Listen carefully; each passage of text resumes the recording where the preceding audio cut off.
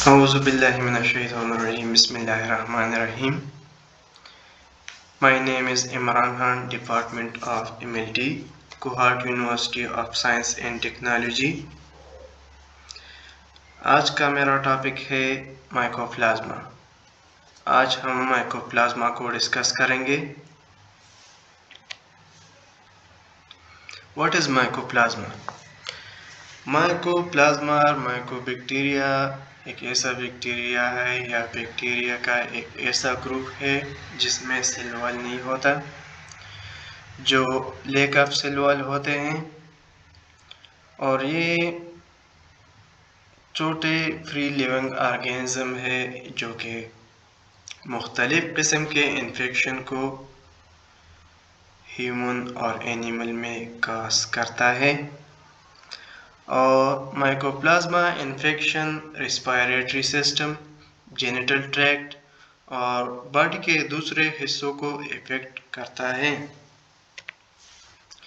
अगर हम इसकी मॉर्फोलॉजी की बात करें तो ये स्फेरिकल शेप में होते हैं, लेकिन ये फ्लूमॉर्फिक होते हैं, मतलब ये अपने शक्ल को तब्दील करते रहते हैं और ये मुख्तलिफ साइज़ में पाए जाते हैं और ये किसी भी फॉर्म को इख्तियार कर सकता है, मतलब ये स्पेयर फॉर्म को, वोल फॉर्म को और फिलामेंट्स फॉर्म को इख्तियार कर सकता है. अगर इसकी कल्चरल कैरेक्टरिस्टिक्स की बात करें तो ये फैकल्टेटिव एनारोब्स होते हैं, मतलब ये कि ये एरोबिक ऑक्सीजनेटेड और डी ऑक्सीजनेटेड दोनों एनवायरनमेंट्स में सरवाइव कर सकते हैं. और इसको ग्रो करने के लिए जो टेम्परेचर रिक्वायर है वो 35 से लेकर 37 डिग्री सेल्सियस है. और इसको ग्रो करने के लिए जो मीडिया यूज़ होता है उसमें 30% एसिटिक फ्लूइड और 20% हॉर्स और ह्यूमन सीरम होता है. और पैथोजेनेसिस में इसमें मोस्ट कॉमन स्पीशीज़ है जो कि डिजीज़ काज करता है. इसमें mycoplasma pneumonia, mycoplasma hominis, mycoplasma यूरोलेटिकम and mycoplasma जेनिटेलियम है.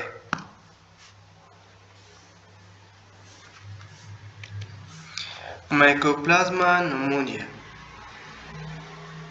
माइकोप्लाज्मा लंग का एक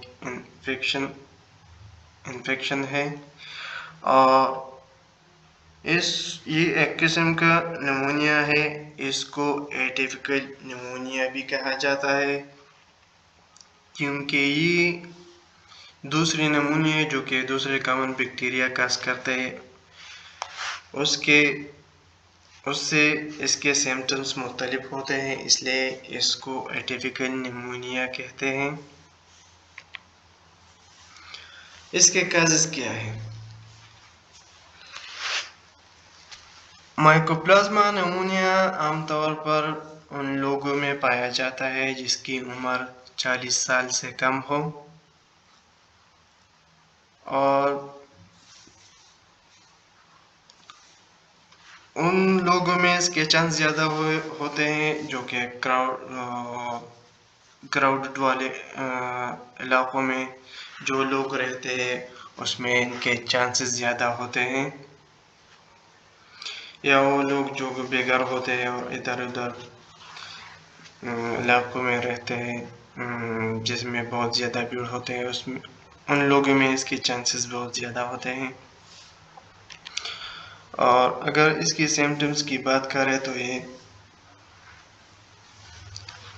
अक्सर माइल्ड होते हैं और इसको अपेयर होने में 1 से 3 हफ्ता लगता है. और कुछ लोगों में ये बहुत ज़्यादा सीवियर होता है. अगर इसकी कॉमन सिम्टम्स की बात करें तो इसमें chills, chest pain, dry cough, excessive sweating زیادہ پسینہ آنا، فیور، بخار، ہیڈیک، سر درد، سور تھروٹ، گلے کی سوزش، یہ اس کے کامن سمپٹمس ہیں۔ اگر لیس کامن سمپٹمس کی بات کریں تو اس میں ایئر پین، کان کا درد، آئی پین، آنکھ کا درد، muscle aches, joint stiffness, neck lump, rapid breathing, skin lesion اور ریشز، یہ اس کے لیس کامن سمپٹمس ہیں۔ مائکوپلازما ہومینس، مائکوپلازما ہومینس ایک ایسا پیتھوجن ہے جو کہ یوروجینیٹل ٹریکٹ میں پایا جاتا ہے، خاص طور پر ان میل اور فیمیل میں جو کہ سیکچولی ایکٹیو ہوتے ہیں۔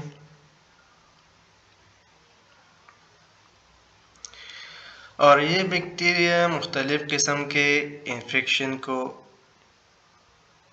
کاز کرتا ہے، جیسا کہ یہ مختلف قسم کے انفیکشن کا باعث بنتے ہیں، جیسا کہ انفلیمیٹری ڈیزیز ہو گئے، پوسٹ ایبارٹل فیور ہو گئے، مطلب اسقاط حمل کے بعد جو بخار ہوتا ہے وہ، اور پوسٹ پارٹم فیور، پیدائش کے بعد جو بخار ہوتا ہے، اور زیادہ تر ان لوگوں میں جو امیونو ڈپریسڈ ہوتے ہیں، جس کا امیون سسٹم ڈپریسڈ ہوتا ہے، زیادہ تر ان لوگوں میں انفیکشن کا باعث بنتا ہے۔ اور یہ میننجائٹس، نمونیا اینڈ ایپسس کو نیو بورن چائلڈ میں کاز کرتا ہے۔ مائکوپلازما یوریلیٹیکم، مائکوپلازما یوریلیٹیکم ایک ایسا بیکٹیریا ہے جو کہ یوروجینیٹل ٹریکٹ میں پایا جاتا ہے۔ اگر اس کو ہم سٹین کر لیں تو یہ گرام نیگیٹیو سٹین لیتا ہے، مطلب یہ گرام نیگیٹیو بیکٹیریا ہے کیونکہ یہ اس میں سیل وال نہیں ہوتا، اور یہ organism as a normal flora reproductive tract میں پایا جاتا ہے، اسپیشلی عورتوں میں۔ اور جس عورتوں میں انفیکشن پایا جاتا ہے اس میں اکثر یہ انفرٹیلیٹی کا کرتا ہے، مطلب اس میں انفرٹیلیٹی پرابلمس آ سکتے ہیں اور اس کو انفرٹائل بھی کر سکتے ہیں، مطلب اس میں بچہ پیدا ہونے کی صلاحیت کو ختم کر سکتا ہے، اور یہ ٹرانسمٹ ہو سکتا ہے انفیکٹڈ مدر سے بیبی کو۔ مائکوپلازما جینیٹیلیم، مائکوپلازما جینیٹیلیم ایک ایسا پیتھوجینک بیکٹیریا ہے جو کہ یورینری اینڈ جینیٹل ٹریکٹ میں سیلیٹڈ ایپیتھیلیم میں رہتے ہیں، اور اس کی فرسٹ رپورٹ ہوئی 1981 میں، اور یہ مختلف قسم کی بیماری کو کاز کرتا ہے مین اینڈ فیمیل میں، اور یہ HIV کا ٹرانسمیشن کا کو فیکٹر بھی ہے۔ اور مائکوپلازما جینیٹیلیم کا ابھی تک پتہ نہیں چلا کہ یہ سیکچولی ٹرانسمیٹڈ پیتھوجن ہے یا نہیں ہے، اور یہ خاص طور پر یوریتھرائٹس کاز کرتا ہے میل اور فیمیل دونوں میں، اور سروسائٹس اور فیلوک انفلیمیشن جو ڈیزیز عورتوں میں ہوتا ہے یہ اس کو کاز کرتا ہے۔ اگر اس کی ڈائگنوسس کی بات کریں تو اس میں ہمارے پاس میٹرولوجیکل انویسٹیگیشن جو کہ اس کے لیے نان اسپیسیفک ہے، اور بیکٹیریولوجیکل انویسٹیگیشن میں کلچرل اسٹڈیز ہو گئے، بایو کیمیکل اسٹڈیز ہو گئے، سیرولوجیکل اسٹڈیز ہو گئے، یہ اس میں آتے ہیں۔ اور کلچرل اسٹڈیز کی بات کریں تو اس کو کلچر کرنے کے لیے، مطلب اس کو آئیڈینٹیفائی کرنے کے لیے 2 سے 3 ہفتے لگتے ہیں، اور بائیوکیمیکل ٹیسٹ جو ہوتے ہیں یہ شوگر اور دوسرے جو کاربوہائیڈریٹ سورس کاربوہائیڈریٹس ہیں اس کو as a energy source utilize کرتے ہیں. اور سیرولوجیکل ٹیسٹ میں کمپلیمنٹ فکسیشن ٹیسٹ آتے ہیں جو کہ امینولوجیکلی میڈیکلی ٹیسٹ ہوتے ہیں جو کہ خاص قسم کے انٹیجن اور اینٹی باڈیز کو معلوم کر سکتے ہیں. تو آج ہم نے مائکوپلازما کے اوپر بات کی اور آج کا یہ ہمارا ٹاپک تھا. سو تھینک یو اینڈ اللہ حافظ.